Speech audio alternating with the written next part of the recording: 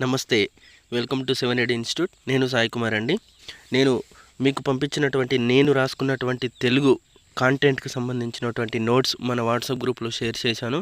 మరియు దీనికి కాకుండా ఇంకా అడిషనల్గా అర్థాలు, నానార్థాలు, పర్యాయపదాలకు సంబంధించి ప్రతి క్లాస్కి సబ్జెక్ట్ బుక్ వెనుక సైడ్ పేజీలు ఉంటాయి. దాన్ని అన్ని జిరాక్స్ తీసి పీడిఎఫ్ చేసి దాంట్లో స్టార్ మార్క్స్ పెట్టిన అవి చాలా ఇంపార్టెంట్. స్టార్ మార్క్స్ చూసిన తర్వాతనే వేరే వాటికి వెళ్ళండి నేను పెట్టిన దాన్ని. సో ఈ నోట్స్ ప్లస్ అది తప్ప ఎక్కువ ఎనఫ్ అవసరం లేదు. ఇది ఎనఫ్. దేనికి ఇంకా టెట్కి కానీ డిఎస్సికి కానీ ఇంకా మిగతాది అవసరం లేదు. గుర్తుపెట్టుకోండి, ఈ రెండింటికన్నా మీరు ఇంకా దేనన్నా వేరే బుక్కులు ఇంకా బాగా చదువుతున్నా అన్న ఫీలింగ్ వస్తే మీరు టైం వేస్ట్ చేస్తున్నారని అర్థం. తెలుగుకు సంబంధించింది నేను రాసుకున్నటువంటి బుక్ ప్రకారం చెప్తున్నా. దీనికి మించి ఎగ్జామ్లలో రాలేదు. గుర్తుపెట్టుకోండి, నేను ఎక్స్ప్లెయిన్ చేస్తాను. నేను రాసుకున్న నోట్స్ మా అంటే ఒక 3 నుంచి 4 గంటలు అవుతుంది. నేను షిఫ్ట్లో వైజ్ చేస్తా, పార్ట్ల wise, first part, second part, third part అని చేస్తా. స్పీడ్గా పెట్టుకొని నేను ఇది టెట్ డిఎస్కి ఎనఫ్గా. Okay, right. క్లియర్గా వినండి. మళ్ళీ మీరు ఒక్కోసారి అవసరం అనుకుంటే పడుకునేటప్పుడు చెవులలో ఇయర్ బడ్స్ పెట్టుకొని వినుకుంటే అట్లే పడుకోండి. ఓకే, మీకు రివిజన్ అవుతుంది స్పీడ్గా. రైట్. ఏ టైం బస్సులో ఉన్నప్పుడు, ఇప్పుడు జాబ్ చేసేటోళ్ళు బస్సులో ఉన్నప్పుడు కూడా ఇది పెట్టుకొని స్పీడ్గా వింటూ రివిజన్ చేసుకోండి. ఓకేనా? రైట్. చూడండి, ఫస్ట్ ఎట్లా రాసిన అంటే నా నోట్స్ 6th ఉంటుంది, తర్వాత 7th ఉంటుంది, తర్వాత 8th ఉంటుంది, తర్వాత 3rd, 4th, 5th ఉంటుంది. ఇట్లుంటుంది నా నోట్స్. ఓకే, రాసింది. దాన్ని నేను ఎక్స్ప్లెయిన్ చేస్తాను చూడండి ఒకసారి. ఫస్ట్ పాఠం ఏంటిది? అభినందన పాఠం అనేది. దీన్ని రాసింది శేషం లక్ష్మీనారాయణాచార్య. ఓకే, శేషం లక్ష్మీనారాయణాచార్య. ఇతను చూడండి, గేయం పాడుకోవడానికి వీలుగా ఉంటుంది. గేయానికి నిబంధనలు అలాంటివి ఏముండవు. మనకు వచ్చినట్టు ఎట్లా అంటే అట్లా పాడుకోవచ్చు. నియమ నిబంధనలు ఉన్నాయి. పద్యం అట్లా కాదు. నియమ నిబంధనలు, దానికి సంబంధించిన విభజనలు అవన్నీ ఉంటాయి. ఓకేనా? ఇతను కరీంనగర్కు చెందినవాడు. చాలా కాలం రంగారెడ్డి జిల్లాలో భాష ఉపాధ్యాయునిగా పనిచేశాడు. ఇతను రాసినటువంటి విమర్శనాత్మక వ్యాసాలు చూడండి, గుర్తుంచుకోండి. విమర్శనాత్మక వ్యాసాలు దక్షిణ భారత హిందూ ప్రచార సభ వారి దక్షిణ భారతదేశం యొక్క హిందూ ప్రచార సభ వారి ఒక పత్రిక ఉంటుంది. ఆ పత్రిక పేరు స్రవంతి. ఈ పత్రికలో అవి ముద్రించబడ్డాయి. గుర్తుంచుకోండి, విమర్శనాత్మక రచనలు, వ్యాసాలు ఈ స్రవంతి అనే పత్రికలో ముద్రించబడ్డాయి. ఎవరి? దక్షిణ భారత హిందూ ప్రచార సభ వారిది స్రవంతి అనే పత్రిక ఉంటుంది. దాంట్లో ముద్రించబడ్డాయి. ఇతను రాసినటువంటి గేయ సంకలనానికి పేరేంటిదంటే సర్వభారతి. కన్ఫ్యూజ్ కావద్దు. గేయ సంకలనమేమో సర్వభారతి. విమర్శనాత్మక వ్యాసాలు ఇతను ఏ పత్రికలో రాసిండు? స్రవంతి అనే పత్రికలో రాసిండు. ఆ స్రవంతి అనే పత్రిక ఎవరిది? దక్షిణ భారత హిందూ ప్రచార సభ వారిది. Okay, clear, right. లలిత మనోహరమైన దైవభక్తి, దేశభక్తి గేయాలు రాయడంలో ఇతనిది అందవేసిన చేయి. ఎవరి? శేషం నారాయణాచార్య. ఓకే, జై జవాన్ జై కిసాన్ అనే నినాదాన్ని ఇచ్చింది ఎవరు అంటే లాల్ బహదూర్ శాస్త్రి. గుర్తుంచుకోండి. ధ్వని అనే మాటకు చప్పుడు, శబ్దం అని అర్థం. భాష విషయంలోకి వస్తే ధ్వని అంటే నోటితో పలికేది అని అర్థం. Clear, right.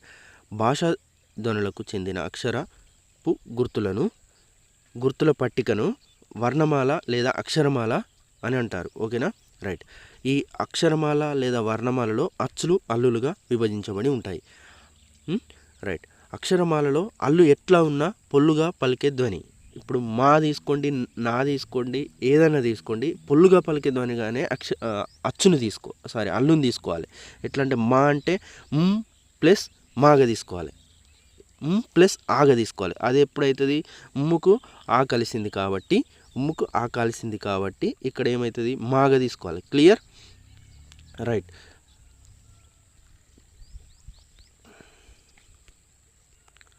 ప్రతిదాన్ని అట్లనే తీసుకోవాలి. ఇది అల్లుని తీసుకునేటప్పుడు ఎప్పుడు కానీ నకార పుల్లగానే తీసుకోవాలి. ఇట్లా ప్లస్ అప్పుడే మా అవుతుంది. అచ్చు కలిస్తేనే అది అచ్చు కలిస్తేనే దానికి ఆ అచ్చులో ఉన్నటువంటి ఏ అచ్చు కలుస్తుంది అన్నది మనం గుర్తించడానికి ప్రతి హల్లుని నకార పుల్లగా ఉన్నదానిగానే తీసుకోవాలి. Clear, right. చూడండి, నెక్స్ట్ కొన్ని అక్షరాలలో 2 3 హల్లులు కలిసి ఉండవచ్చు. అవి 3 రకాలు. ఎట్లా అంటే ఒకటి ద్విత్వాక్షరం, సంయుక్తాక్షరం, సంశ్లేషాక్షరం. గుర్తుంచుకోండి ఏంటిది, ద్విత్వాక్షరం, సంయుక్తాక్షరం, సంశ్లేషాక్షరం. ద్విత్వాక్షరం అంటే ఏ హల్లుకైతే సంబంధించినటువంటి అక్షరం ఉంటుందో అదే హల్లుకు సంబంధించినటువంటి ఒత్తు కలిగి ఉంటే దానిని ద్విత్వాక్షరం అంటారు. ఓకేనా. సంయుక్తాక్షరం అంటే ఒక హల్లుకి వేరే ఒక హల్లు వచ్చి ఒత్తు చేరితే దాన్ని సంయుక్తాక్షరం అంటారు. సంశ్లేషణాక్షరం అంటే 1 2 కన్నా ఎక్కువ హల్లుల యొక్క ఒత్తులు కలిగి ఉన్నటువంటి పదాలని లేదా అక్షరాలని సంశ్లేషాక్షరం అని అంటారు. Clear, right. ఇక్కడ చూడండి, ద్విత్వాక్షరం అంటే చెప్పేసిన చూడండి ఆల్రెడీ. ఏమంటాడు, ద్విత్వాక్షరం అంటే ఒకే హల్లుకు అదే హల్లుకు చెందిన ఒత్తు చేరితే దాన్ని ద్విత్వాక్షరం అంటారు. క్ అని ఉంది చూడండి, దీన్ని ఏమని రాయొచ్చు మనం ఇప్పుడు చెప్పుకునే దాని ప్రకారం కానీ ఏమని రాసుకోవచ్చు, క్ అని రాయొచ్చు కదా. ప్లస్ ఒత్తుని ఏమని రాయొచ్చు, ఒత్తుని కూడా క్ రాయొచ్చు. ప్లస్ ఏముంది, ఆ ఉంది, కీ ఉందనుకో ఏమవుతుంది, ఈ వస్తుంది అక్కడ. ఓకేనా. ఇలా ఎన్ని ఉన్నాయి, 1 2 3. క్లియర్. ఇట్లా మా ఉందనుకో దానికి ఉమ్ము రాసి దానికి మా ఒత్తు ఉమ్ము రాసి ప్లస్ ఆ రాయాలి. ఇది మా, ఇది కా, ఇది మా. Clear, right. ఇట్లా రాసుకోవాలి. సంయుక్తాక్షరం అంటే ఇక్కడ ద్విత్వాక్షరం అంటే దానికి అదే ఒత్తు వచ్చి చేరితే ద్విత్వాక్షరం అన్నాడు. సంయుక్తాక్షరం అంటే వేరే యొక్క హల్లు యొక్క ఒత్తు వచ్చి చేరాలి అక్కడ. Clear, right. దాన్ని సంయుక్తాక్షరం అంటారు. ఈ అక్షరాలను గుర్తించమనొచ్చు లేదా పదాలను గుర్తించమనొచ్చు అక్కడ మన ఎగ్జామినర్. దాని ఆధారంగా మనం డిసైడ్ చేయాలి.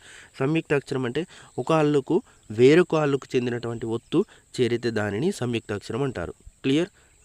ఇప్పుడు చూడండి, న్యా ఉంది. న్యాని మనం ఏమని రాయొచ్చు, ఫస్ట్ నాని అని రాయొచ్చు, న్. ఇదే ఒత్తు, యా ఒత్తుని ఏమని రాయొచ్చు, ఈ ప్లస్ ఆ ఉంది కదా, ఇలా ఆ రాయాలి. క్లియర్. చూడండి, రైట్. సంయుక్తాక్షరం అంటే ఒక హల్లుకి వేరొక హల్లు వచ్చి ఒత్తు చేరితే దాన్ని సంయుక్తాక్షరం అంటారు. అక్షరం పదాన్ని గుర్తించమని అని కూడా అనొచ్చు. ఆ పదంలో ఉన్నటువంటి ఒత్తు దేనికి, ఏ అక్షరానికి ఏ ఒత్తు వచ్చిందన్న ఆధారంగా గుర్తించాలి. క్లియర్. కా ఉంది, దాని తా ఉన్నది చూడండి, కా క్ తర్వాత తా ఒత్తుని తు రాస్తావు ప్లస్ ఆ రాస్తావు, తా అవుతుంది. ఓకేనా. సంస్కృతి అని ఉంది చూడండి, ఇక్కడ ఎన్ని రాసినాం, సంస్కృతి. దీన్ని ఒత్తున్న దాన్ని గుర్తించండి. ఇక్కడ దేనికి ఉన్న ఒత్తు, దీనికి మధ్యలో అక్షరానికి ఉన్నదిగా, దాంట్లో స్ రాస్తావు, కావత్తున్నది ఎక్కి రాస్తావు, రాస్తావు. చూడండి ఇక్కడ మళ్ళీ సంస్కృతి అని సంశ్లేషాక్షరానికి పోవద్దు. ఇక్కడ ఇది ఒత్తు కాదు, ఇది రూత్వం. అది గుర్తుంచుకోవాలి. సంస్కృతిలో రూత్వం ఉంటుంది కాబట్టి అది అచ్చు. గుర్తుంచుకోండి, అది అచ్చు, ఒత్తు కాదు, అది రూత్వం అనేది. క్లియర్. మళ్ళీ 2 కన్నా ఎక్కువ ఒత్తులు ఉన్నాయని అటు పోవద్దు, అవి 2 ఒత్తులు ఉన్నాయి అక్కడ. గుర్తుంచుకోవాలి. సంస్కృతి అనే పదం చాలా ఇంపార్టెంట్, ఇస్తాడు. రైట్. నెక్స్ట్ చూడండి, నెక్స్ట్ క్వశ్చన్. సంశ్లేషాక్షరం అంటే ఏంటిదంటే ఒక హల్లుకు 1 కంటే ఎక్కువ హల్లులు చెందిన ఒత్తులు చేరితే దాన్ని సంశ్లేషాక్షరం అంటారు. ఓకేనా. ఇప్పటి వరకు ఉన్నాయి మనం ఏం చేరినాం, 2 ఒత్తులే, ఒక్క ఒత్తే అంటే ఉన్న పదంలో ఒక్క ఒత్తు ఆధారంగానే అది ద్విత్వాక్షరమా లేదా సంయుక్తాక్షరమా డిసైడ్ చేసిన. ఇప్పుడు 1 కన్నా ఎక్కువ ఒత్తులు, అర్థమైందా, 1 కన్నా ఎక్కువ ఒత్తులు ఉన్న పదాలని ఆధారంగా ఉంటే అది ఏ ఒత్తు అయినా సరే ఉంటే దాన్ని సంశ్లేషాక్షరం అంటారు. క్లియర్. లక్ష్మి అని ఉంది చూడండి, దీంట్లో చూసుకోవాలి మీరు. లక్ష్మిని ఏమని రాస్తాం మనం, పదంగా రాసేటప్పుడు చూడాలి. దీన్ని ఏమని రాస్తాం, ఇక్కు రాస్తాం, దాంట్లో ష్ ఉన్నది ఒత్తు వేరమే, ప్లస్ మా ఒత్తు ఉంది, తర్వాత ఈ ఉంది, అచ్చుకచ్చేస్తే ఈ ఉంది. ఈ 1 2 3. ఓకే. ఇలా 2 కన్నా ఎక్కువ ఉన్నాయి చూడండి, ఇష్ ఉన్నది, ఉన్నది. కాబట్టి లక్ష్మి అనే పదం కూడా క్షి అంటే అట్లా చెప్తున్నా, క్షికి లక్ష్మి అనే పదం సంశ్లేషాక్షరం కిందికి వస్తుంది. క్లియర్. బాగా గుర్తుంచుకోవాలి. ఇక్కడ అక్షరాల ఆధారంగా డిసైడ్ చేస్తాడు. రైట్. లక్ష్మి అనే పదం దేనికి సంబంధించిందంటే నువ్వు ఇక్కడ ఒకటే ఒత్తునని ఇది సంయుక్తాక్షరానికి వెళ్ళద్దు, దీన్ని పదంగా విడదీసి రాయాలి మనం. సౌండ్గా విడదీసి రాస్తే నీకు అర్థమవుతుంది. అక్కడ ఉన్నటువంటి హల్లులు ఎన్ని ఉన్నాయి, హల్లులు 1 ఉంటుందా, హల్లులు 2 ఉంటానయా అన్నదాని ఆధారంగా డిసైడ్ చేయాలి. క్లియర్. ఒక హల్లు ఉంటే దానికి ఏ ఒత్తు వచ్చిన మళ్ళీ హల్లు అచ్చున్నది అన్నదాన్ని డిసైడ్ చేసి సంయుక్తాక్షరమా ద్విత్వాక్షరమా చేసుకుంటాం. అలా మనం ఇట్లా విడదీసి రాసినప్పుడు 1 కన్నా ఎక్కువ అచ్చులు ఉన్నట్లయితే దాన్ని సంశ్లేషాక్షరానికి వెళ్ళిపోవాలి. క్లియర్. రైట్. నెక్స్ట్ క్వశ్చన్ చూడండి. నెక్స్ట్ వెళ్ళండి. కా నుండి మా వరకు ఉన్న అక్షరాలను 5 వర్గాలుగా వర్గీకరించవచ్చట. క్లియర్? విభజించడం జరిగింది. అవి చూడండి. కా వర్గం క క గ గ ఇని. చా వర్గం చ ఛ జ జ ఇని. టా వర్గం టా ట డ డ నా. తా వర్గం తా త ద ద నా. పా వర్గం ఏమంటారు? పా ఫ బ బ మా. ఇది ఎక్కడ వరకు ఎక్కడి నుంచి ఎక్కడి వరకు అని అనుకోవచ్చు. కా నుంచి మా వరకే ఉన్నది. చూడండి, మా బాగా చూడాలి. కా నుంచి ఇక్కడ ఇక్కడ కా నుంచి మా వరకే ఉంది. దీన్ని ఎన్ని రకాలు? 5 రకాలు వర్గీకరించవచ్చు. కా వర్గం, చా వర్గం, టా వర్గం, తా వర్గం, పా వర్గం. ఓకేనా? లాస్ట్ ఏ వర్గం అంటాడు? పా వర్గం అంటాడు. ఫస్ట్ది కా వర్గం అంటాడు. రెండోది చా వర్గం, మూడోది టా వర్గం, నాలుగోది తా వర్గం, ఐదోది పా వర్గం. మా లాస్ట్ పా వర్గంలో చివరి అక్షరం ఏది అంటాడు? మా. ఓకేనా? క్లియర్? నెక్స్ట్ ఇది క్లియర్. ఫస్ట్ పాఠం క్లియర్. చూడండి ఎంత స్పీడ్ అయిపోయింది. మా అంటే 10 నిమిషాలలో ఫస్ట్ పాఠం అయింది. దీని గురించి టెక్స్ట్ బుక్లు చదువుకుంటుంటారా? Waste of time. అది నేను చెప్తున్నా, నా దృష్టిలో అయితే అది వేస్ట్ ఆఫ్ టైం. అట్లా చేస్తే మనం వెనుకబడతాం. చూడండి నెక్స్ట్ సెకండ్ పాఠం ఇది స్నేహబంధం. నేను పికప్ చేసిన అయితే 100% ఇంపార్టెంట్. ఇంకా మీకు సార్ చెప్పింది సరిపోతలాంటి అది మీ ఇష్టం, మీరు చదువుకోండి. ఇక నేను ఇంతకన్నా ఎక్కువ చెప్పలేను. రైట్. స్నేహబంధం.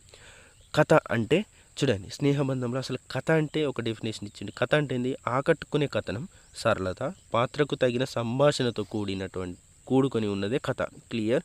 బాగా గుర్తుంచుకోండి. కథ అంటే ఏంటిది? కథ అంటే ఏంటిదంటే కథ అంటే ఆకట్టుకునే కథ. రైట్. కథ అంటే ఆకట్టుకునే కథనం. చూడండి, ఆకట్టుకునే కథనం సరళత ఉండాలి, పిల్లలకు అర్థమయ్యేటట్టు ఉండాలి అన్నట్టు. పాత్రకు తగిన సంభాషణతో కూడుకుని ఉన్న దానిని కథ అంటారు. క్లియర్? రైట్. ఇంకోటి ఏం చెప్తే ఇక్కడ పంచతంత్రాన్ని ఎవరు రచించిండంటే విష్ణు శర్మ రచించిండు సంస్కృతంలో. క్లియర్? పంచతంత్రాన్ని రచించింది విష్ణు శర్మ అండి. మనం మహాభారతం కన్నా ముందు మనం చిన్నప్పుడు పంచతంత్రం కథలు వినేది కదా, అవన్నీ రాసింది విష్ణు శర్మ. మిత్రలాభం అనేది రాసించింది ఎవడంటే చిన్నయ్య సూరి రచించారు. క్లియర్? మిత్రలాభం చిన్నయ్య సూరి. అయితే ఈ పాఠంలో కాకికి ఒక పేరు, ఎలుకకు ఒక పేరు, తాబేలుకు ఒక పేరు, జింకకు ఒక పేరు ఉన్నది. ఈ పేర్లు గుర్తుంచుకోండి.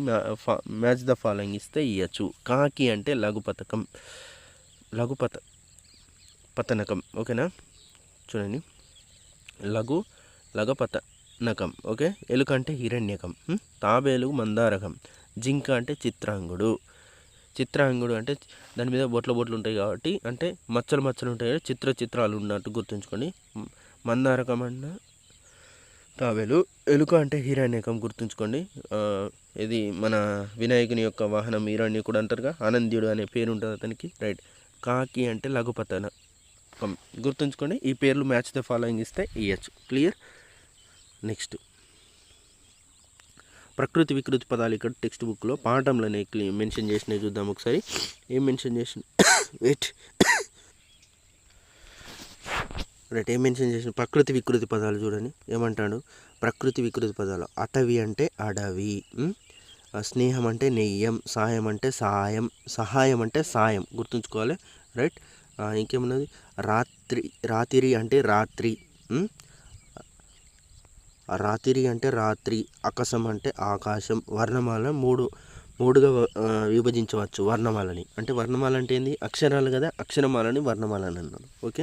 దీన్ని 3గా విభజించవచ్చు. అదేంటిది అంటే చూడండి, అచ్చులుంటాయి, హల్లులుంటాయి, ఉభయాక్షరాలు. క్లియర్? అచ్చులు, హల్లులు, ఉభయాక్షరాలు.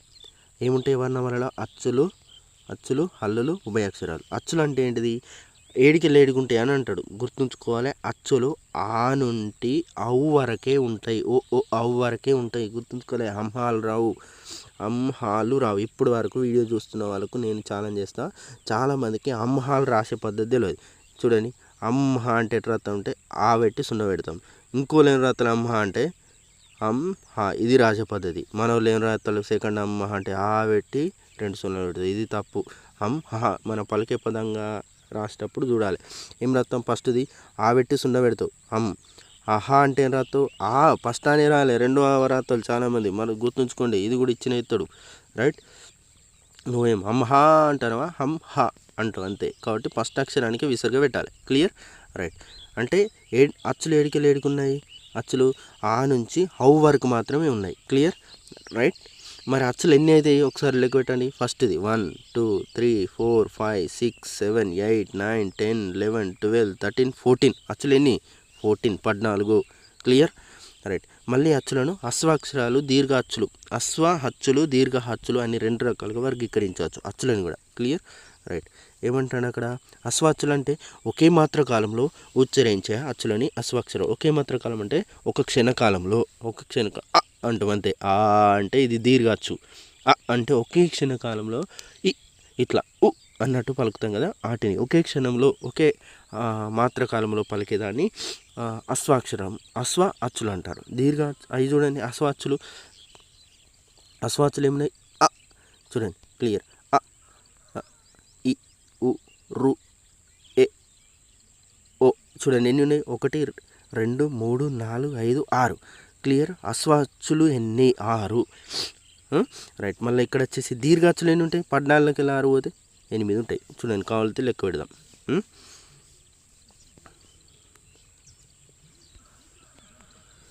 క్లియర్. దీర్ఘాక్షులు 2 మాత్రల కాలంలో ఉచ్చరించే అచ్చులను దీర్ఘాక్షులు అంటారు.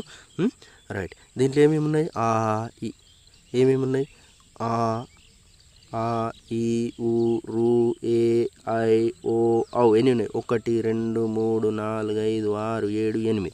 సో దీర్ఘ హచ్చులు 8, అశ్వ హచ్చులు 6, 2 కలిపితే 14 అచ్చులు. గుర్తుంచుకోండి అమ్మహాలు ఉంటాయి అవు వరకే ఉంటాయి.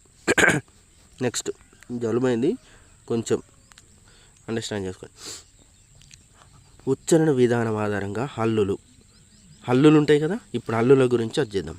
రైట్. హల్లులు ఏమున్నాయి కచ్చట తపలు క చ ట తాప కా వర్గం చా వర్గం టా వర్గం తా వర్గం పా వర్గం. ఈ మనం నేర్చుకున్నాం కదా 5 ఉంటాయని, 5 వర్గాలు ఉంటాయని మనం ఇంతకుముందు చూసినాగా.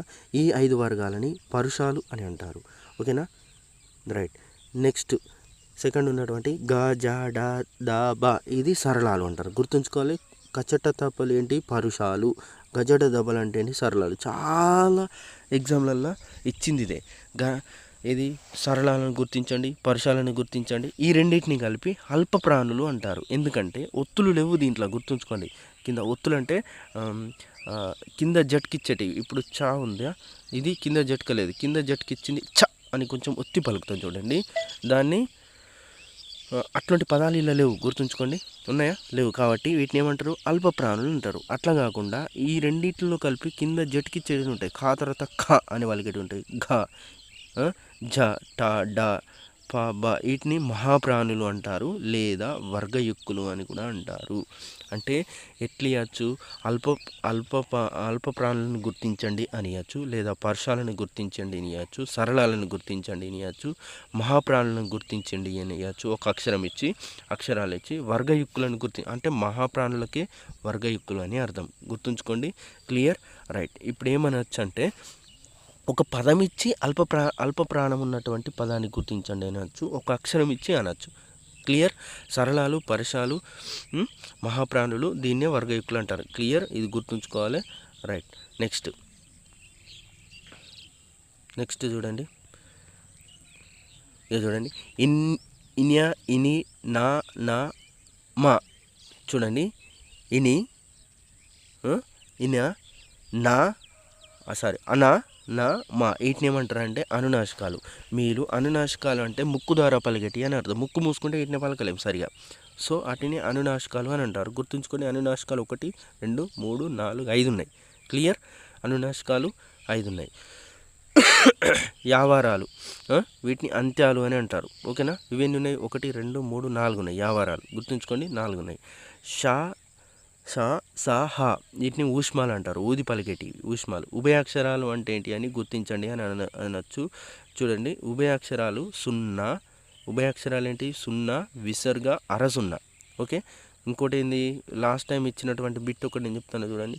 ఇదే ఇచ్చింది డైరెక్ట్. చూడండి మీరు ఒకసారి చెక్ చేసుకోండి. అరసున్న గ్రాంధిక భాషలో ప్రాధాన్యత ఉంటుంది. ఓకేనా. విసర్గాకి సంస్కృత పదాలకు మాత్రమే చేరుతుంది. ఈ అటు ఇటు ఇవ్వచ్చు. ఒకవేళ అరసున్న అనే ఇట్లు ఇవ్వచ్చు. ఒకవేళ మీరు తప్పున గుర్తించండి అని. ఓకేనా. అరసున్న అనేది ఏంది గ్రాంధిక భాషలో ప్రాధాన్యత ఉంటే విసర్గాకి సంస్కృత పదాలకు మాత్రమే చేరుతుంది. ఓకేనా, క్లియర్ గుర్తుంచుకోండి. నేను చెప్తున్నా ఈ నోట్స్ని దాటిపోడు, ఎందుకంటే నేను రాసిందే టెక్స్ట్ బుక్ ఆధారంగా. Clear, right. చూడండి, 3వ పాఠం, 2 పాఠాలకు 20 నిమిషాలు. ఇంకా అది నేను చెప్తాను కాబట్టి 20 నిమిషాలు, చదివితే ఎంత 2, నాకు తెలిసి 10 నిమిషాలలో క్లియర్ చేయొచ్చు. రైట్. 3వ పాఠం వర్షం అండి. ఇది పల్లా దుర్గయ్య రచించినటువంటి ఖండకావ్యం నుండి తీసుకోబడ్డది. రైట్ రైట్ ఏంటిది? వస్తు వైవిధ్యత కలిగిన ఖండికలతో కూడుకున్న వాక్యాన్ని ఖండకావ్యం అంటారు. క్లియర్, ఇది గుర్తుంచుకోవాలి. వైవిధ్యత అంటే ఖండకావ్యం అంటే ఏంటిది అన్నట్టు ఇచ్చే అవకాశాలు ఎక్కువ ఉంటాయి. ఏంటిది? వస్తు వైవిధ్యత కలిగిన ఖండికలతో కూడుకున్నటువంటిది. వస్తు వైవిధ్యత ఉండాలి, అలా ఖండికలతో కూడుకుని ఖండకావ్యం అంటారు. చూడండి, పాలవెల్లి అనే ఖండకావ్యం నుండి తీసుకున్నది ఈ పాఠం. ఏంటిది? పాలవెల్లి అనే ఖండకావ్యం. పాలవెల్లి అనేది ఎవరు రాసిండి? ఇండైరెక్ట్గా పల్లా దుర్గయ్య. ఓకేనా, పాప గుర్తుంచుకోండి, పల్లా దుర్గయ్య. పాలవెల్లి అనే ఖండకావ్యం నుండి తీసుకోబడ్డది. రైట్. చూడండి, ఒకసారి పల్లా దుర్గయ్య గురించి కొంచెం తెలుసుకుందాం. ఇతను ఏంటిది? వరంగల్ అర్బన్కు చెందినటువంటి వ్యక్తి. ఇతను పల్లా దుర్గయ్య అన్నట్టుడు. తెలుగు, సంస్కృతం, ఇంగ్లీష్ భాషలో పాండిత్యం ఉన్నదన్నట్టు ఇతనికి. ఏంటిది? తెలుగు గుర్తుంచుకోవాలి, తెలుగు, సంస్కృతం, ఇంగ్లీష్. ఇలా వేరే తీయచ్చు, హిందీ అని ఇవ్వచ్చు, తప్పు పోతుంది. తెలుగు, సంస్కృతం, ఇంగ్లీష్ ఇలా మూడిట్లో ప్రాధాన్యత అతనికి, అంటే పాండిత్యం ఉన్నదన్నట్టు. Clear, right. నెక్స్ట్ ఏమంటాడంటే, ఇది ఒక్కటి గుర్తుంచుకోండి బాగా. ఏం చెప్తానంటే, ఉస్మానియా విశ్వవిద్యాలయం నుండి తెలుగులో మొట్టమొదటిసారిగా ఎంఏ పట్ట ఉంది. నేను మాస్టర్ ఆఫ్ ఆర్ట్స్ ఎంఏ పట్ట చేసింది ఎవరంటే, ఫస్ట్ ఉస్మానియా విశ్వవిద్యాలయం నుండి ఎంఏ పట్ట పొందింది ఎవరు అని అంటే పల్లా దుర్గయ్య. క్లియర్, ఇది బాగా గుర్తుంచుకోవాలి. ఎవరు? పల్లా దుర్గయ్య ఎంఏ పట్ట పొందింది. ఇతని రచనలు ఏంటి అంటే, చూడండి, ఇతని రచనలు ఏంటి? పాలవెల్లి గంగిరెద్దు. ఇతని రచనలు ఏంటి? పాలవెల్లి గంగిరెద్దు. ఆల్రెడీ పాలవెల్లి అనేది మనం చూసిన ఖండకావ్యం, దీని నుండే తీసుకోబడ్డది. కాబట్టి ఇంకోటి ఏంటిది? గంగిరెద్దు. Okay, right. పల్లా దుర్గయ్య దగ్గర గంగిరెద్దు ఉన్నది, పాలవెల్లి ఉన్నది అన్నట్టు గుర్తుంచుకోండి. క్లియర్. ఇంకోటి ఏంటిదంటే చాలా ఇంపార్టెంట్, 16వ శతాబ్దం యందలి ప్రబంధం వాజ్మయ తద్వికాసం అనే పరిశోధన గ్రంథం పైన అనే అంశం పైన పరిశోధన చేశాడు. గుర్తుంచుకోవాలి, 16వ శతాబ్ది యందలి ప్రబంధ వాజ్మయం తద్వికాసం. గుర్తుంచుకోవాలి, అతను రాసినటువంటి, అంటే నేను లింక్ ఇస్తా, ఈ పాఠం పోయిన తర్వాత ఇంకొకరు అంటే ఎవరెవరు దేని మీద చేసారు పరిశోధనలు అనేది ఉంటుంది. ఓకేనా, అది బాగా చాలా ఇంపార్టెంట్ అండి. నేను లింక్ చేస్తా, ఇది ఫస్ట్ కాబట్టి మీకు ఇప్పుడే లింక్ ఇంకా పాఠం లోపలికి పోయినాక నేను ప్రతిదీ లింక్ చేస్తాను మీకు. ఓకేనా, ఇదేంది? 16వ శతాబ్దం యందలి ప్రబంధ వాజ్మయం తద్వికాసం అనే అంశం పైన పరిశోధన చేసింది ఎవరు అని అంటే, ఎవరు? Palla Durgaiah. Okay, clear, right. అయితే నేను ఇప్పుడు క్వశ్చన్ ఇస్తా, మీరు మనసులో పెట్టుకొని అనుకోనండి, లేకుంటే మీరు టెక్స్ట్ బుక్ చూసి గుర్తుంచుకోండి, మళ్ళీ నేను అక్కడ గుర్తు చేస్తా. ఏంటిది? జానపద గేయ రామాయణం పైన, నాకు తెలిసి జానపద గేయ రామాయణం అనే అంశం పైన పరిశోధన చేసింది ఎవరు? ఇది గుర్తుంచుకోండి. క్లియర్, నేను అక్కడ గుర్తు చేస్తా, నాకు కొంచెం క్లారిటీ లేదు, నేను అక్కడ గుర్తు చేస్తాను. చూడండి మళ్ళీ. రైట్, నెక్స్ట్ వస్తుంది తర్వాత. రైట్, నెక్స్ట్ చూద్దాం. ఇల్లనే చూడండి, ఇక్కడ సముద్రం ఉదది పయోది అన్న సేమర్థాల స్థాయి, నింగి అన్న అంబరం అన్న ఓకే, భూమి అవని పుడమి అన్న సేమర్థాల స్థాయి. ఓకేనా, రైట్, క్లియర్, రైట్. నెక్స్ట్ చూడండి, ఇక్కడ వచ్చేసి లింగ పదాలకు సంబంధించినటువంటి పదాల గురించి టెక్స్ట్ బుక్లో మెన్షన్ చేసిండేది. స్త్రీలకు చెందినటువంటి పదాలను స్త్రీలింగ పదాలు అని అంటారు. Okay, right. స్త్రీలకు సంబంధించిన స్త్రీలింగ పదాలు, మగవారికి చెందినటువంటి పుల్లింగ పదాలు అంటారు. స్త్రీలకు పురుషులకు కాకుండా సూచించేటువంటి పదాలని నపుంసకలింగ పదాలు అని అంటారు. క్లియర్, అంటే అక్కడ మనం మెన్షన్ చేసేది అతడు, ఇది అని అంటాం. ఇది అన్న కాడ అంటే చెప్తున్నా నేను, అంటే అక్కడ ఉన్నటువంటి లింగాన్ని గుర్తించకుండా ఉన్నటువంటి కామన్గా వాడే పదాన్ని నపుంసకలింగ పదాలు అని అంటారు. ఓకేనా, ఇవి మానవ సంబంధమైనవి కావు నపుంసకలింగాలు. చాలా వరకు చూద్దాం. పిల్లి అంటే దాని మగ పిల్ల ఆడపిల్ల మనం చెప్పలేం, కాబట్టి ఇది నపుంసకలింగం. ఎలుక అన్న కూడా అంతే, చెట్టు అన్న కూడా అంతే. చెట్టులలో అట్లెట్లా సార్, చెట్టు అంటే అయ్యే కొన్ని అట్లెట్లా తీసుకుంటే సార్ మొగ ఆడ ఎట్లా తెలుతాయి అంటే, కొన్ని చెట్లు ఉంటాయి, కొన్ని చెట్లు మొగ ఉంటాయి, కొన్ని చెట్లు ఆడి ఉంటాయి. ఇప్పుడు తాటి చెట్లు తీసుకోండి, ఏకలింగ పుష్పాలు ఉన్నటువంటి చెట్లు, అది మొగదన్నయి ఉండొచ్చు లేదా ఆడిదన్నయి ఉండొచ్చు. క్లియర్, గుర్తుంచుకోండి, చెట్టు కిందికి కన్ఫ్యూజ్ కావద్దు. ఇప్పుడు తాటి చెట్టు ఉంది, దాంట్లో మొగ ఉంటాయి, ఆడిది ఉంటుంది. ఇప్పుడు మన ఇది పప్పాయ ఉంటుంది, అది మొగ ఉంటుంది, ఆడిది ఉంటుంది. దోస ఉంటుంది. క్లియర్. ఏకలింగ పుష్పాలు అనేటివి ఉంటాయి చూడండి, అలా వేరువేరుగా ఉంటాయి. ఓకేనా. కోతులు ఉంటాయి, మొగదా ఆడదా తెలియదు. పక్షి ఉంటుంది, జంతువు ఉంటుంది, వస్తువు ఉంటుంది. క్లియర్. ఇవన్నీ నపుంసకలింగ సంబంధించినటువంటి పదాలు. రైట్. నెక్స్ట్ అంబేద్కర్ గురించి మెన్షన్ చేసినది, అతని చూడండి బుక్లో అతని గురించి మెన్షన్ చేసింది ఏంటంటే, అతని తల్లి భీమాబాయ్, తండ్రి రామ్జీ సఖ్పవర్. ఓకేనా.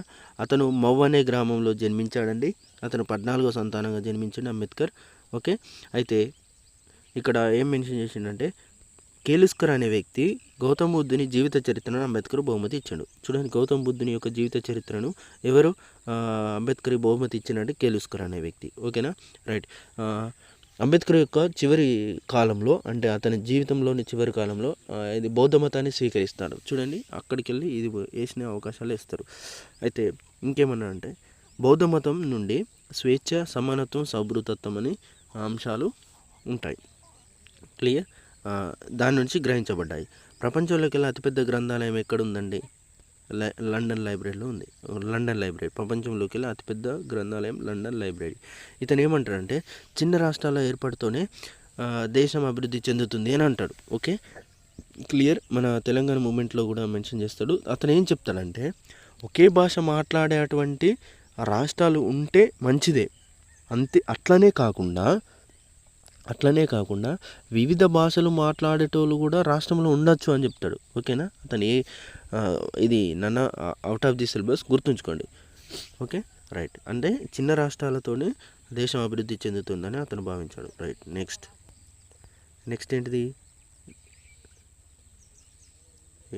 నెక్స్ట్ ఏంటిదంటే లేఖ అనే పాఠం 4దండి. చూడండి, లేఖ. ఇది లేఖ అంటే ఏంటిది అసలు? ఇది రచన ప్రక్రియకు చెందినది. క్లియర్. లేఖలో ఏం ప్రధానం? విషయం ప్రధానం. అసలు లేఖలో ఏం ప్రధానం అంటే విషయం ప్రధానం. ఇది గుర్తుంచుకోవాలి. ఎవరైనా అడ్రస్ అంటారు, లేదా అదంటారు, ఇదంటారు అన్న అక్కడ డేటు ఇట్లా ఏమని ఇవ్వచ్చు. లేఖలో ప్రధానమైనది ఏంటిది? విషయం. యాజ్ పర్ టెక్స్ట్ బుక్ ప్రకారంగా ఇది వచన రూపంలో ఉంటుంది. ఓకే. క్లియర్. ఇది లేఖకు సంబంధించింది. రైట్. దీంట్లో మెన్షన్ చేసినటువంటి ఇన్ఫర్మేషన్ గురించి చూద్దాం. రైట్. రామప్ప చెరువును గణపతి దేవుడు నిర్మిస్తాడు. గణపతి దేవుడు ఏ వంశానికి? కాకతీయ వంశానికి చెందినవాడు. గణపతి దేవుడు నిర్మిస్తాడు. గణపతి దేవుని యొక్క సేనాని రేచల్ల రుద్రుడిని కట్టిస్తాడండి. ఏది? రామప్ప చెరువుని. ఎక్కడ ఉంటుంది ఇది రామప్ప చెరువు? యాక్చువల్గా ఇప్పుడు కొత్త జిల్లాల ప్రకారంగా ములుగు కిందికి వస్తుంది. ఓకే. రామప్ప చెరువు అనేది. బొమ్మలగుట్ట అనేది ఎక్కడున్నదంటే, ఇంపార్టెంట్ ఇది చాలా. బొమ్మలగుట్ట ఏడున్నదంటే జగిత్యాలలో ఉన్నదండి. క్లియర్. బాగా గుర్తుంచుకోవాలి. బొమ్మలగుట్ట ఎక్కడున్నది? ఇది ఒకసారి ప్రీవియస్ కూడా పడ్డట్టున్నది, జగిత్యాలలో ఉన్నది. ఈ బొమ్మలగుట్ట గురించి నేను ఎందుకు రాసిన అంటే, ఇక్కడ ఒక ఇంపార్టెంట్ పాయింట్ ఉన్నది కాబట్టి రాసిన. చూద్దాం అదేంటి ఇంపార్టెంట్ పాయింట్ అన్నది ఒకసారి స్పీడ్గా చూద్దాం. ఏంటిది? ఈ బొమ్మలగుట్టలోనే తెలంగాణ ప్రాచీన తెలంగాణ కవి అయినటువంటి జీన వల్లభుడు రాసినటువంటి కంద పద్యాలు ఉన్నాయండి ఈ బొమ్మలగుట్టలోని. అడగచ్చు, ఏమని రావచ్చు? జీన వల్లభుడు రాసినటువంటి కంద పద్యాలు ఎక్కడ బయటపడ్డాయి? బొమ్మలగుట్టలో. గుర్తుంచుకోవాలి, ఎక్కడ? బొమ్మలగుట్టలో బయటపడ్డాయి. ఓకేనా. ఏం పద్యాలు ఇవి? కంద పద్యాలు. ఓకేనా. ఈ కంద పద్యాల ఆధారంగానే మనకు ప్రాచీన హోదా అనేది లభించిందండి. బాగా గుర్తుంచుకోవాలి. రైట్. ఇవే తెలుగులో మనకు దొరికిన కంద పద్యాలు. ఈ పద్యాల ఆధారంగానే తెలుగు భాషకు ప్రాచీన హోదా లభించింది. గుర్తుంచుకోవాలి. ఇది ఎప్పుడు చాలా పంపడు, రన్నడు, పొన్నడు ఉంటాడు చూడండి, ఆ కాలంలో ఉన్నటువంటి దానికి సంబంధించినటువంటి కంద పద్యాలు. ఓకేనా. రైట్. బాగా గుర్తుంచుకోవాలి. ఈ శాతవాహనుల రాజధాని కోటిలింగాల. క్లియర్. ఇక్కడ మళ్ళీ శాతవాహనుల గురించి కూడా అక్కడ మెన్షన్ చేసి ఉన్నాడు ఆ టెక్స్ట్ బుక్లో. శాతవాహనుల యొక్క రాజధాని ఏంటిది? కోటిలింగాల. రైట్. ఈ కోటిలింగాల ఈ శాతవాహనులకు తొలి రాజు ఎవరంటే శ్రీముఖుడు అండి. క్లియర్. అంటే నేను ఎక్కువ చెప్పదలుచుకోలేదు, తెలుగు మాత్రమే, తెలుగుకు సంబంధించింది తెలుగులో మాత్రమే చెప్పదలుచుకున్నా. రైట్. మొత్తం సోషల్ చెప్పదలుచుకోలే. రైట్. ఇంకేం మెన్షన్ చేసిన అక్కడ మనకి ఇంపార్టెంట్ పికప్ చేసిన కూలీ కుతుబ్ షా ఓకేనా. కూలీ కుతుబ్ షా ప్లేగు వ్యాధి నిర్మూలనకు గుర్తుగా చార్మినార్ను కట్టాడు. ఓకేనా. 1891 ఓకేనా. ప్లేగు వ్యాధి నిర్మూలన గుర్తుగా ఏంటిది చార్మినార్ కట్టారు. ఇక్కడ హైదరాబాద్లో. క్లియర్. రైట్. చూడండి ఇంకా కూలీ కుతుబ్ షా, మహమ్మద్ కూలీ కుతుబ్ షా ప్లేగు వ్యాధి నిర్మూలక కట్టాడు. రైట్. తెలంగాణలో తొలి ముఖ్యమంత్రి అయినటువంటి కేసీఆర్ గోల్కొండ పైన జెండా ఎగరవేశారు. బిర్లా మందిర్ పాలరాతిలో కట్టిన వెంకటేశ్వరుని గుడి ఉంటుందండి. బిర్లా మందిర్ అంటే పాలరాతితో కట్టినటువంటి వెంకటేశ్వరుని గుడి. ఓకేనా. దీనిని వీసాగాడ్ అని కూడా అంటారు, ఎందుకంటే అక్కడ పోయినలో వీసా అందరికి వస్తుందని నమ్మకం. గద్వాల కోట ఎప్పుడు 1750లో పెద్ద సోమన భూపాలుడు కట్టించారు. ఎవరు? పెద్ద సోమన భూపాలుడు. కోట లోపల చెన్నకేశ్వర స్వామి గుడి ఉన్నది. ఎక్కడ? గద్వాల్లో. గద్వాల్ కోటలో చెన్నకేశవ స్వామి గుడి ఉన్నదట. ఓకేనా. ఈ గుడిలో చూడండి గుడి ఉన్నది. ఈ గుడి మందిరం ఉంది. ఓకే, ఒక్క నిమిషం. రైట్. 90 అడుగుల గాలి గోపురం ఇప్పటికీ భూపాలను రైట్. చూడండి ఇక్కడ గద్వాల కోట కదా, ఎవరు కట్టించారు? పెద్ద సోమన భూపాలుడు కట్టించారు. Okay, clear. ఇక్కడ ఉన్నటువంటి పెద్ద సోమన భూపాలుడు పెద్ద సోమన భూపాలుడు 1750లో ఏది గద్వాల కోటను కట్టించారు. ఓకేనా. ఇక్కడ ఏమున్నది? చెన్నకేశ్వర స్వామి గుడి ఉన్నది. దీనిలో 90 అడుగుల గాలి గోపురం ఉన్నది. ఇది చూపరులను ఆకట్టుకుంటుంది ఇప్పటికీ. ఓకేనా. ఇప్పుడు పెద్ద సోమను తమ్ముడే చిన్న సోమనుడు. అంటే చూడండి అతని తర్వాత ఈ చిన్న సోమన భూపాలుడు ఆస్థానంలో అష్టదిగ్గకాలు ఉండే. ఇంకొకరు ఎవరు అష్టదిగ్గకాలు ఉండే? ఎక్కడ ఉంటుండే? మన శ్రీకృష్ణదేవరాయ దగ్గర ఉంటుండే. ఓకేనా, క్లియర్. విభక్తులు ప్రత్యయాల గురించి ఇచ్చాడు ఇక్కడ. చూడండి ఇక్కడ వచ్చేసి మీరు ఒకసారి విభక్తి ప్రత్యయాల గురించి ఏం చేయాలంటే టెక్స్ట్ బుక్లో ఉన్నటువంటి 52వ పేజీని ఒకసారి మీరు చూడండి. క్లియర్. ఇక్కడ మెన్షన్ చేసిన 52వ పేజీని ఒకసారి మీరు చూడాలి. రైట్. ఏంటిది? పద్యాల చూడండి ఒకసారి. పదాల మధ్య అర్థ సంబంధాన్ని వివరించడానికి ఉపయోగించే వాటిని విభక్తి ప్రత్యయాలు అని అంటారు. ఓకేనా. పదాల మధ్య ఏంటిది? పదాల మధ్య అర్థ సంబంధాన్ని డెఫినేషన్ ఇవ్వచ్చు. పదాల మధ్య అర్థ సంబంధాన్ని ఏర్పరచడానికి ఉపయోగించే వాటిని ఏమని అంటారు అని అనొచ్చు. ఇది విభక్తి ప్రత్యయాలు. ఓకేనా. ప్రథమ విభక్తి ప్రత్యయాలు ఏంటి? డుమువులు. ఓకేనా, గుర్తుంచుకోవాలి. ప్రథమ విభక్తి ప్రత్యయాలు అంటే డుమువులు. ఏళ్ళ మీద గుర్తుంచుకోండి. ఈ సిటికన్ ఎలా అంటే డుమువులు ఫస్ట్ది ఎట్లా ఒక తీరు మీరు గుర్తుంచుకోవాలి. టకటక అయిపోతుంది. ఏది? డుమువులు. ద్వితీయ విభక్తి ప్రత్యయాలు అంటే ఏంటి? విభక్తులు. ద్వితీయ విభక్తులు అంటే ఏంటి అని ప్రథమ విభక్తులు ఏముంటాయి? డుమువులు వస్తాయి. ద్వితీయ విభక్తులు ఏమవుతాయి? నిన్, నున్, లన్, కూర్చి గురించి. Okay, right. తృతీయ విభక్తులు ఏమొస్తాయి? చేత లేదా తో, తోడా లేదా తో అనే పదాలు తృతీయ విభక్తులు వస్తాయి. Okay, right. చతుర్థి విభక్తులు ఏమవుతాయి? కొరకొనకాయ అని అంటాం కదా, చతుర్థి. పంచమి ఏమవుతాయి? వలన, కంటే, పట్టి. తర్వాత షష్ఠి కిన్కున్ యొక్క లోపలనే వస్తాయి. ఓకేనా. సప్తమి విభక్తి ఏమవుతుంది? అందున్నని వస్తుంది. ఓకేనా. చెరువు నీరు అనేది ఇవ్వచ్చు. చెరువు నందు నీరు. ఓకేనా. నందు వచ్చింది కాబట్టి సప్తమి విభక్తి. ఓకేనా. ఒకటి సంబోధన ప్రథమ విభక్తులు ఓ, ఓరి, ఓయి, ఓసి ఇట్లా వెళ్తాం కదా, వీటినన్నీ సంబోధన ప్రథమ విభక్తులు అని అంటారు. Clear, right. ఐదో పాఠం పేరేంది? శతక సుధ. శతకం అంటే 100 పద్యాలు అని అర్థం. ఓకేనా. దాని గురించి చూద్దాం.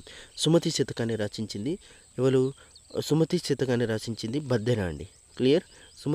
సుమతి శతకాన్ని రచించింది బద్దెన. ఇతడు 13వ శతాబ్దానికి చెందినవాడు. ఓకేనా, రైట్. బద్దెన గురించి చూద్దాం. చూడండి ఒకసారి. లౌకిక నీతులు అతి సులభంగా కంద పద్యాలలో ఇమర్చి సుమతి శతకాన్ని రాసిన వ్యక్తి ఎవరంటే బద్దెన. Clear, right. కంద పద్యాలన్నీ ఇప్పుడు సుమతి శతకం వచ్చింది అనుకోండి, దానికి సంబంధించి 100% అది కంద పద్యం అండి. గుర్తుంచుకోవాలి. ఏంటిది? అది కంద పద్యమే. సుమతి శతకాలన్నీ కంద పద్యంలోనే ఉంటాయి. వేములవాడ చాళుక్యరాజు భద్రభూపాలుడే బద్దెన అని చరిత్రకాల అభిప్రాయం. ఓకేనా, గుర్తుంచుకోండి, రిపీటెడ్ క్వశ్చన్ అనుకుంటా.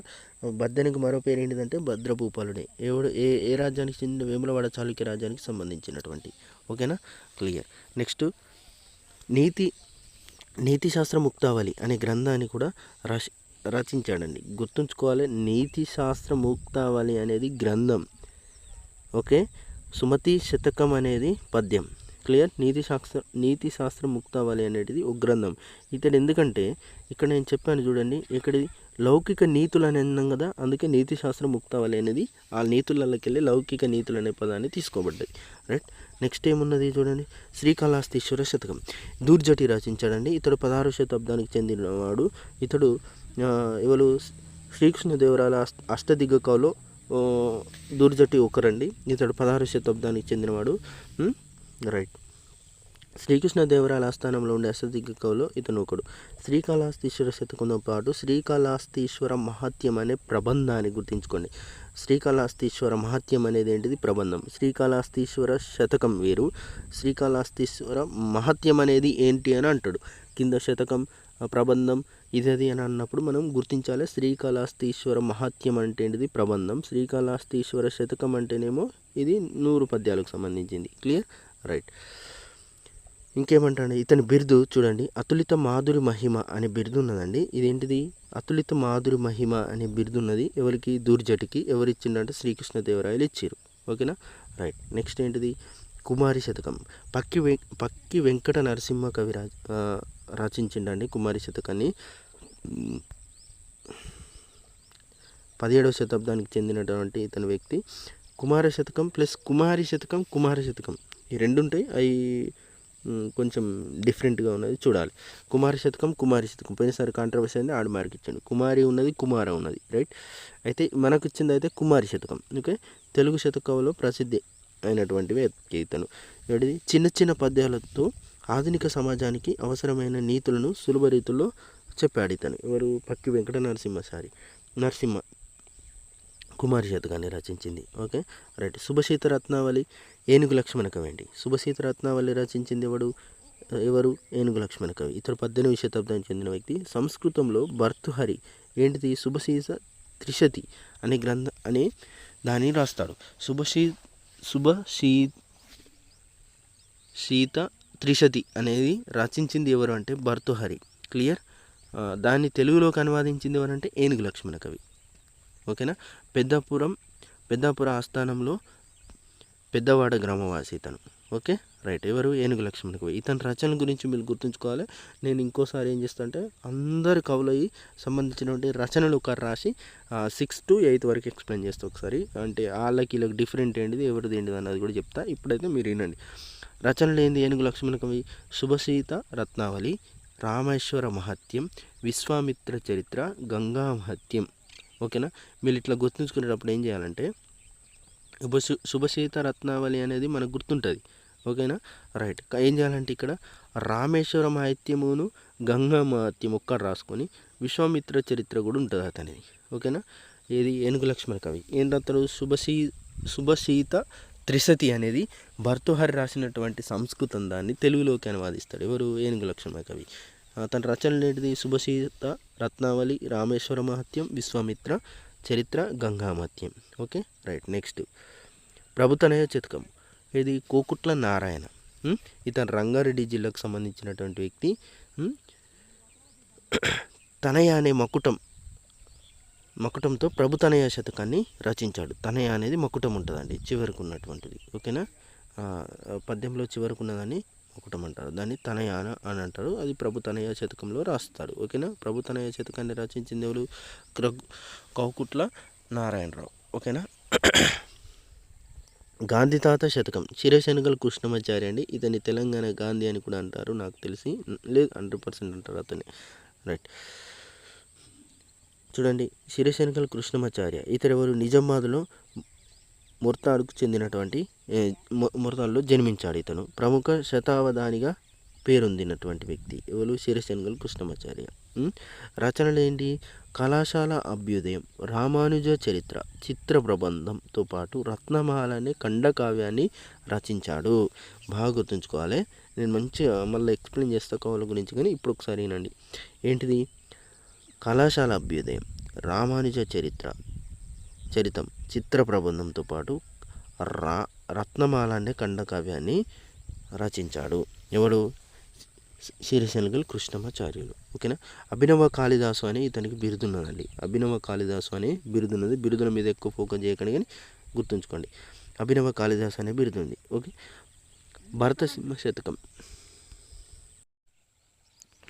భరతసింహ శతకాన్ని రాసించింది సురోజు బాల నరసింహాచారి. Okay, right. ఇతని యొక్క రచనలు చూడండి. ఏంటిది? కవితాకేతనం, బాల నృసింహ శతకం, మహేశ్వర శతకం, భగవద్గీత ఖండామృతం, వీర బ్రహ్మేంద్ర స్వామి చరిత్ర. గుర్తుంచుకోవాలి. కవితాకేతనం, బాల నరసింహ శతకం, మహేశ్వర శతకం, భగవద్గీత ఖండామృతం, వీర బ్రహ్మేంద్ర స్వామి చరిత్ర. ఇతను చారి అని అన్నాడు కాబట్టి వాళ్ళు వీర బ్రహ్మేంద్ర స్వామిని పూజిస్తారు. గుర్తుంచుకోవాలి. వీర బ్రహ్మేంద్ర స్వామి చరిత్ర. ఓకే. విశ్వామిత్ర చరిత్ర వాళ్ళది మరి ఏనుగు లక్ష్మణ కవిది. ఇక్కడ చరిత్ర వచ్చింది కాబట్టి నేను అక్కడ లింక్ చేస్తున్నా. విశ్వామిత్ర చరిత్ర ఏమో ఏనుగు లక్ష్మణ కవి. వీర బ్రహ్మేంద్ర స్వామి చరిత్ర అనేది ఇది సురోజు బాల నరసింహస్వామి సారిది. ఓకే. కవితాకేతనం మళ్ళీ చెప్తాను ఏనండి. కవితాకేతనం, బాల Narasimha Shatakam, Maheshwara Shatakam, okay, Bhagavadgita Khandamrutam, Veera Brahmendra Swami Charitra. Clear? Right. Next question, next Bhavya Charita Shatakam. ఇది ఇంపార్టెంట్ అండి చాలా వరకు. చూడండి. టివి నారాయణ ఇతను రచించాడండి. హైదరాబాద్కు చెందినటువంటి వ్యక్తి ఇతను. టివి నారాయణ. ఎవరు? టివి నారాయణ. విద్యావేత్త, ఆధునిక దార్శనికునిగా గుర్తింపు పొందినాడు. విద్యావేత్తగాను ఆధునిక దార్శనికునిగా. ఇట్లాంటిది రాదు క్వశ్చన్, కానీ మనం తెలిసి ఉండాలి. రైట్. ఏమైనా అడిగితే ఇతని యొక్క రచనలు అడుగుతాడు. మంచిగా గుర్తుంచుకోవాలి. నేను లింక్ చేసి చెప్తా, గుర్తుండండి. ఎట్లా అంటే చూడండి. జీవన వేదం. ఓకేనా. జీవన వేదం, హర్షపుత్ర శతకం, భవ్య చరితా శతకం, ఆత్మదర్శనం, అమరవాక్సుదా స్రవంతి అనే ఇది. అమరవాక్సుదా స్రవంతి అనేది రచన ఇతనిది. కాకపోతే ఇది ఏంటంటే ఉపనిషత్తులపై వ్యాఖ్యానం. ఏది? అమరవాక్సుదా స్రవంతి అనేది ఉపనిషత్తులపై వ్యాఖ్యానం. అంటే బాగా డెప్త్ పోయి అడిగితే ఏమని అడుగుతాడంటే, ఎట్లని అడిగే అవకాశాలు ఉంటాయంటే, ఆత్మదర్శనం అనేది ఏంటిది? ఇది కవితా సంపుటిక. అమరవాక్సుదా స్రవంతి అనేది ఏంటిది? ఇది ఉపనిషత్తులపైన ఇతను రాసినటువంటి వ్యాఖ్యానం. టివి నారాయణ రాసినటువంటి ఉపనిషత్తులపైన వ్యాఖ్యానాన్ని ఏమంటారు? ఏది? అమరవాక్సుదా స్రవంతి. ఓకేనా. టివి నారాయణ రాసినటువంటి కవితా సంపుటికని గుర్తించండి. ఇవన్నీ ఆప్షన్లు ఇస్తాడు. ఏది? ఆత్మదర్శనం. ఓకేనా. జీవన వేదం. ఓకేనా. ఆత్మవేదనం అనేది పొట్లపల్లి రామారావు వస్తుంది. గుర్తుంచుకోవాలి. జీవన వేదం అనేది ఈయనది వస్తుంది. జీవన వేదం అనేది వాళ్ళది టివి నారాయణ. ఆత్మవేదనం అనేది పొట్లపల్లి రామారావు. ఓకేనా. ఆత్మదర్శన చూడండి. ఆత్మదర్శనం అనేది ఇతనిది. మరి ఆత్మవేదన అన్నట్టు పొట్లపల్లి రామారావుకు కాదు. ఆత్మదర్శనం అనేది టివి నారాయణది. కవిత సంపుటిక. క్లియర్? రైట్. ఆత్మవేదనమేమో పొట్లపల్లి రామారావుది. ఓకేనా. ఆత్మదర్శనమేమోది టివి నారాయణది. జీవన వేదం టివి నారాయణది. ఆత్మవేదనం అనేది అతనిది రావాలి. అతని రచనలు ఏముంటుంది? జైలు, జీవితం, చుక్కలు, మెరుపులు, ఆత్మవేదన అనేది వాళ్ళి పొట్లపల్లి రామారావు ఉంటాయి. బాగా గుర్తుంచుకోవాలి. అక్కడిది ఇక్కడ లింక్ పెట్టి మీకు ఆప్షన్లలో కన్ఫ్యూజ్ చేసే అవకాశాలు ఎక్కువ ఉంటాయి. రైట్. నెక్స్ట్ చూడండి. అవ్యయం అంటే లింగవచన విభక్తులు లేనటువంటి పదాలను అవ్యయాలని అంటారు. అట్లని గుర్తుంచుకోవాలి. ఇక్కడ మనం ఆశ్చర్యార్థం గుర్తు ఉంటాయని మనం ఆశ్చర్యార్థం వద్దు. చూడండి. అవ్యయంలా ఏముంటాయి? అట్లని. లింగవచనాలకు సంబంధం ఉండదు. ఓకేనా. విభక్తులు కూడా ఉండవు. ఇలా అట్లని, అయితే, ఆహా. ఇక్కడ ఆశ్చర్యార్థం గుర్తున్నాయని ఆశ్చర్యం పెట్టదు పదమని. చూడండి. నిదానమే ప్రధానం. అట్లని. సోమరితనం పనికిరాదు. ఇదేంటిది? అవ్యయం. క్లియర్? రైట్. మనిషికి వినయం అలంకారం. అయితే అతి వినయం పనికిరాదు. అయితే అనేది ఏంటిది? అవ్యయం. ఓకే. రైట్. అయితే అనేది ఏంటిది? అవ్యయం. ఆహా, ఈ ప్రకృతి దృశ్యం ఎంత బాగుందో. ఇక్కడ ఆశ్చర్యార్థానికి పోవద్దు. ఆశ్చర్యార్థానికి పోతే నువ్వు పప్పుల కాలేసినట్టే. ఇది అవ్యయం కిందికి వస్తుంది. అక్కడ ఆశ్చర్యార్థం గుర్తున్నదని ఆశ్చర్యార్థం పోదు. ఓకేనా. రైట్. ఇది అవ్యయానికి సంబంధించి. ఆహా, ఆ బంగారు లేడీ ఎంత బాగుందో అని సీత అన్నదనుకో, అదేంటిది అవ్యయానికి సంబంధించినటువంటి పదం. ఓకేనా. అవ్యయం అంటే లింగ వచన విభక్తులకు సంబంధం లేకుండా ఉంటుంది. క్లియర్. లింగం ఉండదు, వచనం ఉండదు. రైట్. ఆశ ఉండాలి అట్లని, అత్యాశ పనికిరాదు. ఇలా అవ్యయం ఏది? అట్లని. ఓకేనా. శబాష్ అని కవిత ప్రతిభను మెచ్చుకున్నాడు. శబాష్ అనేది ఏంటిది? అవ్యయం. రైట్. విజ్ఞానం మరియు వినోదం అందరికీ అవసరం. మరియు అనేది ఏంటిది? అవ్యయం. అమ్మో ఆ కుక్క కరుస్తుంది. అమ్మో అనేది ఏంటిది? అవ్యయం. రైట్. ధనం సంపాదించాలి, అయితే కొంచెం దానం కూడా చేయాలి. అయితే అనేది ఏంటిది? అవ్యయం. రైట్. చూడండి, 5వ పాఠం వరకు అయిపోయిందండి. ఈ పార్ట్ 1లో పార్ట్ 1లో 6th క్లాస్కి మొత్తం కంప్లీట్ చేద్దాం. ఓకేనా. అంటే రెండు పార్ట్లు వేసుకున్నా కూడా 6 పార్ట్స్ లోపల, అంటే 6th, 7th, 8th నాకు తెలిసి ఒక 6 పార్ట్స్ లోపల తెలుగును మొత్తం కంప్లీట్ చేస్తా. చూడండి, మీరు దీన్ని తప్ప నేను 9th, 10th వరకు కూడా చదివిన సార్ అంటే మీరు వేస్ట్ ఆఫ్ టైం చేసినట్టు గుర్తుంచుకోండి. ఆ టైంలో మీరు అది తగ్గించి 8th వరకు చదివి ఆ టైంలో సైన్సో సోషలో 8th వరకు రిపీట్ కొట్టాలి. క్లియర్. రైట్. నేను చెప్పేది టెక్స్ట్ బుక్లో ఉంది. మీరు కావాలంటే టెక్స్ట్ బుక్ను అటు ఇటు లింక్ పెట్టుకుంటా. మీకు ఏమైనా యాడ్ చేసుకోవాలంటే యాడ్ చేసుకోండి. జిరాక్స్ తీసుకొని మీ ముందట ఉండాలి. ఇది క్లియర్. లేకపోతే నేను చెప్పినప్పుడు రాసుకోండి. ఓకేనా. రైట్. Thank you.